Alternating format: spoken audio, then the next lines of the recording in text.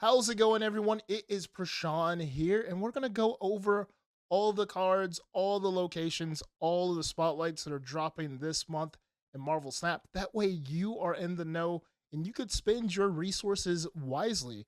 And this is the first time ever Marvel Snap has collabed with another entity.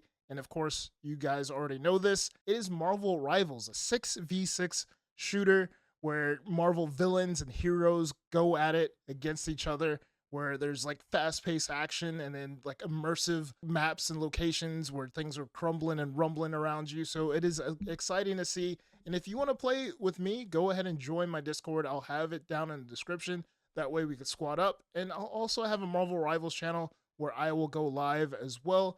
If you want to see me play live in action or see us as a squad play live in action, I think that would be pretty cool. So let's go right into it. We have Galactica. Galactica is a season pass card. She is a 4/6, the daughter of Galactus, and she reads each turn. The first card you play at another location reveals with +3 power, which, of course, I'm thinking Galactus all the way. And Symbiote Spider-Man, Galactica, Galactus shenanigans. And like I always say too, the season pass card is always good value. If you're going to spend anything in Marvel Snap, I would say go for the season pass card. That way you could get rewards for more progression and for more items in the future. So let's go ahead and go into the first spotlight week in Marvel Snap, or this season of Marvel Snap. And it's December 3rd through 10th. We have Luna Snow, Lady Deathstrike, and X-23. X-23 recently got dropped down to Series 4. So let's talk about Luna Snow. Luna Snow is a 3/5, and she is on reveal. Add an ice cube to each side of this location. And the ice cube is basically a 1/0, and it reads at the start of each turn, get +1 energy, then destroy this if your side is full here. So I think Luna Snow does synergize well with Lady Deathstrike because you play Luna Snow. Next turn, you could play Lady Deathstrike. You could possibly destroy other stuff besides the ice cube, right? Which I think will be pretty cool. You could even play armor and keep the ice cube on the board. You could play some stuff like Kazar, boost it, or my mind's going with this card. I think there's so many directions you might be able to go with this card, which I think will be pretty cool. And of course, we have the base art by Ryan Kennard and Eduardo Mello. And we'll also have the Spotlight Catch variant, Marvel Rivals variant. We'll have the Crest variant that's dropping December 4th for 1,200 gold. And that is it for Luna Snow. So let's go right into Sweet Lady D, Lady Deathstrike. She's a 5/7. Destroy each card here with 3 or less power. That's why I say this synergizes well with Luna, because you can play Luna, then you can play Lady Deathstrike, destroy any other object, like destroy the ice cubes and any other character or creature or whatever that's in your way. Why am I saying creature? I don't know. But yeah, I think this goes pretty well. If you already have Lady Deathstrike and you open up a key, you get this Crest variant, which is pretty decent in my opinion. It is colorist Ryan Kennard. Ryan Kennard does a lot of the base art in the game. And then next we have X-23, which I think synergizes well with Lady Deathstrike and Luna Snow, but it sort of doesn't, right? Because you fill up the lane and you get rid of, I don't know. We'll see how it goes once the card, in theory, I think it should work still. The ice cube, you should be able to play Lady Deathstrike before it blows up. But I'm not sure how the card works yet, because obviously none of us have it. But we do have X-23. She's now Series 4. She was Series 5. If you already have her, you will get the Steven Segovia variant from the spotlights, and if not, you'll just get X-23. And I think it's a solid week. I don't think Luna's the strongest yet, but we'll definitely see. And then next, we have Penny Parker, Gladiator, and Sasquatch dropping December 10th through 17th in the spotlights. So let's look at the newest card here. Penny Parker. She's a 2/3 on reveal. Add a spider to your hand. When this merges, you get +1 energy next turn, which I think is going to be pretty cool. Maybe you could do some like Moon Girl things and get a bunch of these little spiders out. We got to see how much of these. Never mind. The spider's a 3/3. The spider's a 3/3. Maybe you could do some cool things with the spiders. We'll see.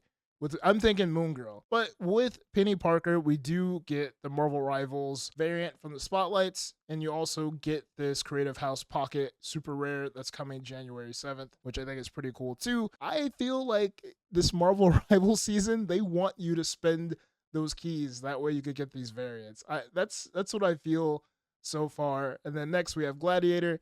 On reveal, add a card from your opponent's deck to their side of this location. If it has power less than Gladiator, then it gets destroyed. Obviously, I think this is a good card. Even if you don't destroy it, if you have Shang-Chi in your deck, just shang it and it's gone. And if you already have Gladiator and you open up a key to get it, you get this Don Aguilo variant. And then next, we have Sasquatch. Sasquatch, 610. It's a card I don't think gets enough play, enough love that it should, but maybe this was a skip for a lot of people. I'm not sure, so hopefully this is your chance to get them. 610 costs one less for each card you played last turn. I think this could fit and bounce some way or another, but it's not being played that way, right? And if you already have Sasquatch, you get this Kai Lan Q variant. So let's go into the next week. So we have an interesting week here. We have Doom 2099, Hitmonkey and Meek, December 17th through the 24th. So let's take a look at these cards, starting off with Doom 2099.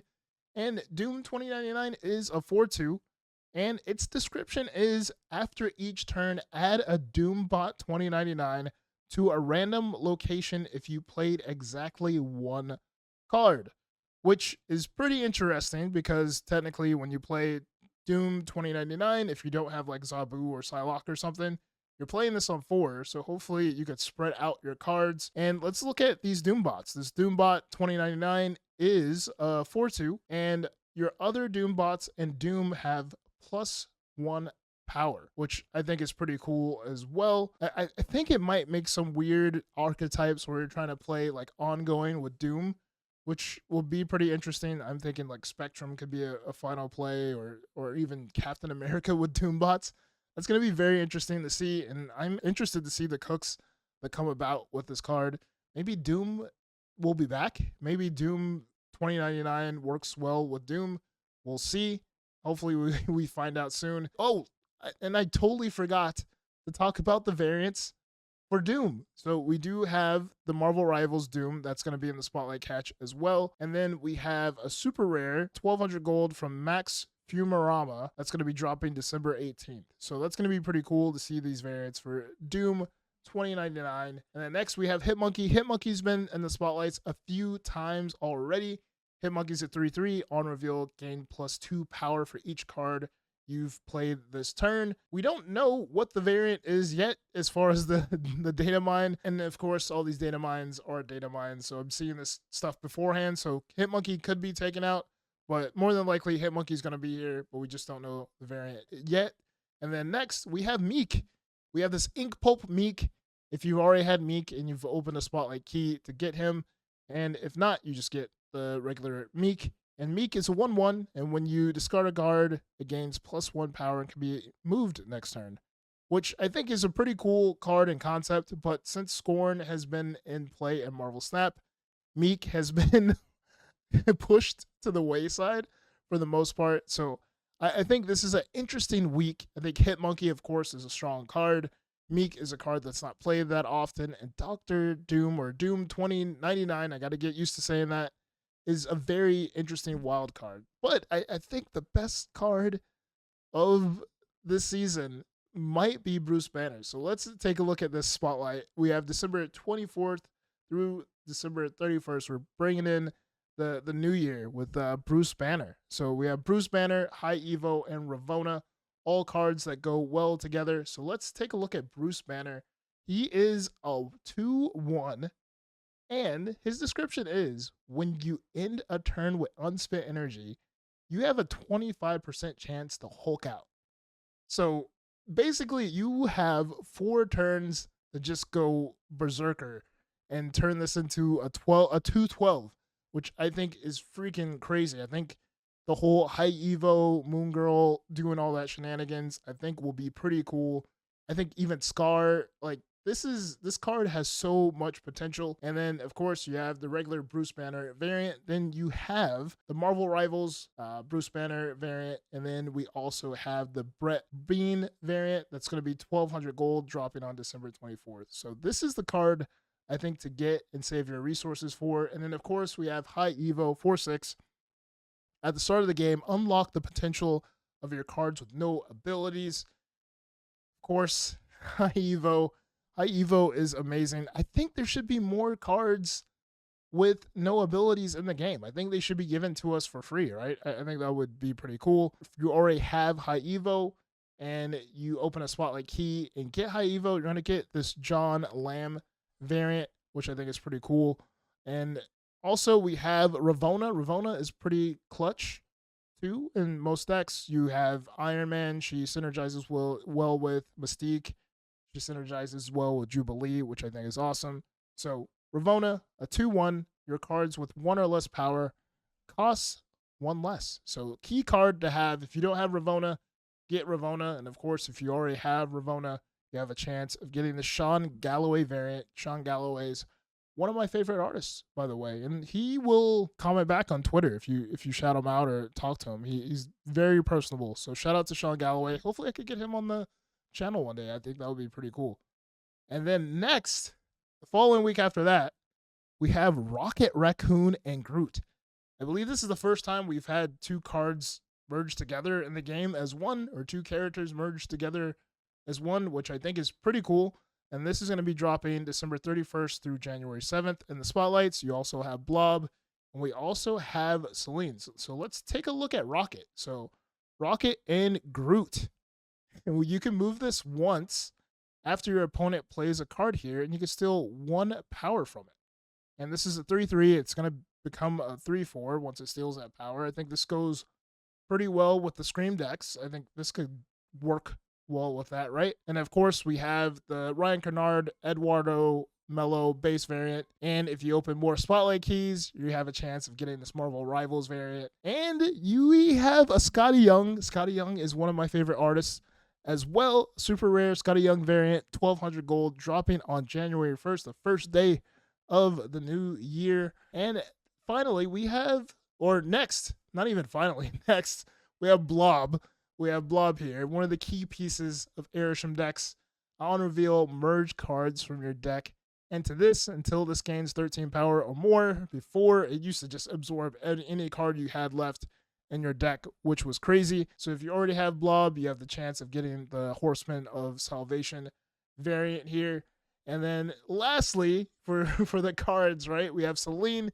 Selene's been pushed to the wayside quite a bit, especially in this meta. This meta is horrible for Selene and Junk, but she is a 1/2 on reveal. Afflict the lowest power card in each player's hand with -3 power, which I think is an awesome concept, but Marvel Snap is a little bit too tall right now. I feel for this card. Hopefully, I don't know, she comes back soon in the meta.